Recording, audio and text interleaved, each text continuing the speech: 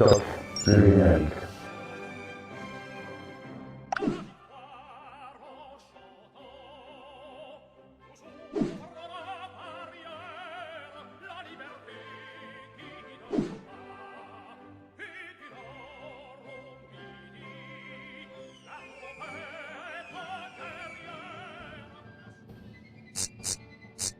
Il existe 3 ordres, le clergé qui représente 1% de la population, la noblesse 2% et le tiers d'état 97%. Pour faire simple, le clergé prie, la noblesse doit protéger le royaume et le tiers état travaille. Cette classe sociale rassemble les paysans dépendants d'un seigneur, les paysans indépendants, les commerçants, les négociants, etc. La noblesse et le clergé sont les ordres privilégiés. Ils ne paient donc pas d'impôts contrairement au tiers état. Mais en 1789, toutes ces organisations s'effondrent peu à peu. La situation de la France devient critique. Ça ira, le peuple en ce jour sans cesse se répète. Ah, ça ira.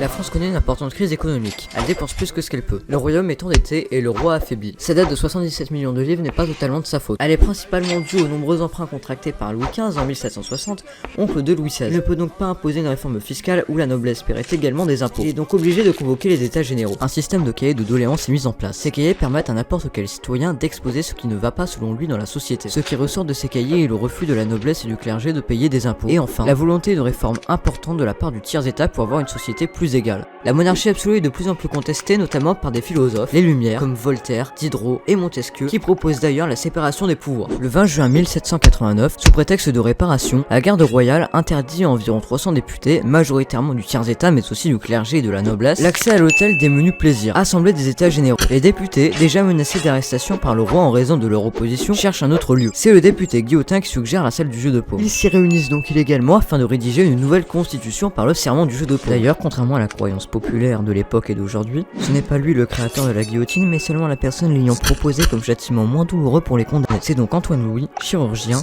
le réel inventeur de la guillotine moderne. En effet, les guillotines modernes étaient déjà présentes au Moyen-Âge sous différentes formes. En 1789, elle est d'ailleurs appelée d'abord Louisette, en référence au roi. C'est seulement plus tard que le peuple le rebaptise avec le nom que l'on connaît aujourd'hui, alors que Guillotin lui-même ne voulait pas porter le nom d'une machine de guerre. Les chants révolutionnaires ont d'ailleurs un rôle important qui témoigne ce qu'il se passe durant cette révolution. Le député Guillotin dans la médecine, très expert et très malin, fit une machine. C'est la guillotine au guet, c'est la guillotine. Mais pendant ce temps-là, en France, le peuple s'agite à tel point que ce dernier ose vouloir s'attaquer à la Bastille. C'est la guillotine au guet, c'est la guillotine. Le matin du 14 juillet 1789 à 10h, environ 60 000 révolutionnaires récupèrent 30 000 fusils aux Invalides, ancien hôpital militaire créé par Louis XIV. Mais par précaution, l'État avait déplacé les stocks de poudre dans la Bastille, lieu jugé plus sûr.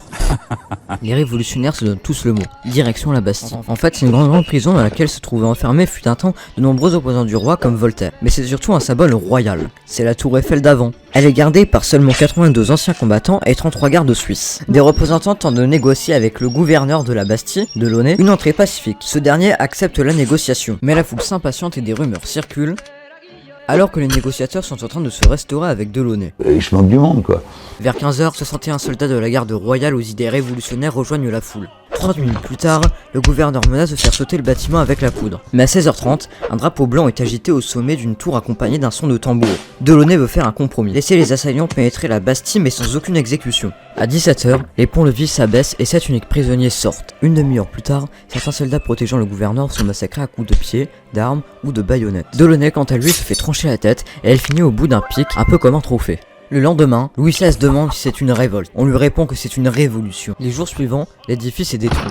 8 jours après les événements, les massacres continuent. Joseph Foulon, ministre tenu responsable de la pénurie des vivres, est assassiné. Toutefois, le reste de l'été reste calme. Cependant, des groupes révolutionnaires se forment comme les Jacobins, dirigés par Mirabeau, regroupant des extrémistes. L'Assemblée devenue constituante depuis le serment du jeu de paume voit partir ses délégués du clergé et de la noblesse. Mais après des mois de débats stériles, la colère éclate. Les Jacobins proclament l'abolition des privilèges des ordres privilégiés. Tous les privilèges féodaux comme la chasse sont anéantis en quelques heures. Dans le même esprit, le 24 août est proclamée la Déclaration des droits de l'homme et du citoyen, document fondamental de la Révolution. Mais en octobre, les violences reprennent de plus belle. Le 5, une foule armée se dirige vers Versailles. Ils ne rencontrent aucune opposition. La famille royale tente de fuir, en vain. Ils sont escortés par la foule au palais des Tuileries, leur nouvel habitat.